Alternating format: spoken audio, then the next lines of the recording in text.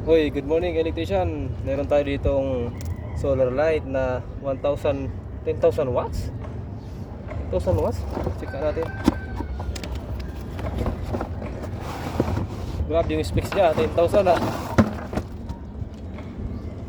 16 watts. Yung ilaw pala yung ano. Yung ilaw niya ang 10,000 ang nakalagay. So ngayon, check natin kung ito bang specs na nakalagay dito sa kanya ay magtutugma. Bali, ang oras ngayon nasa 9 AM. 7.2 volts ang nakalagay. I-check ko yan. Ayan o. Sa DC.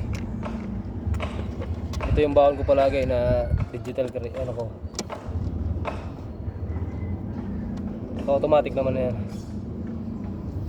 Yan, i-try ko siya na nakadapa. Nakadapa lang yan.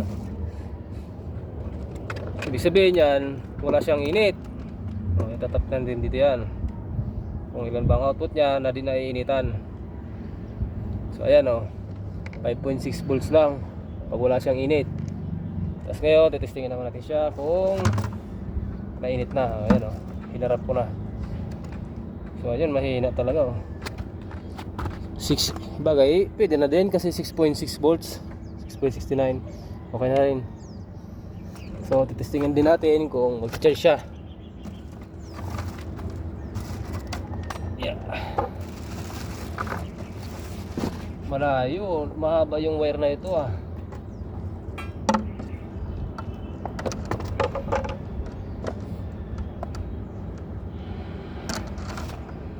Check na natin.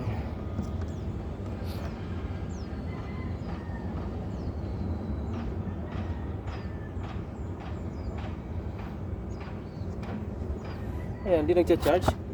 Oo, nagcha-charge na. Okay na, nagcha-charge na siya. Bali, ang pwesto niya dito kung mapapansin nyo, ayan ang ganda ang ganda ng pwesto Dito talaga maganda maglagay ng solar. Tapos hanapin ko dyan siyempre yung matatapatan niya once na nag 10 to 10 AM na, kasi mas maganda dapat ang kuha niya. Kahit ganyan na kaliit, kailangan maganda pa rin ang performance ng panel niya. Hanapan ko yan dyan mamaya. Wala pa kasi yung may-ari medyo mabagal siya So yun lang, titestingin ko yan mamaya. Ilalagay ko na yan doon sa baba. Ito yung brand niya pala. Tignan natin mamayang gabi kung ganito kaliwanag yung 10,000 watts niya Kung gaano kaliwanag pala. Thank you mga electrician.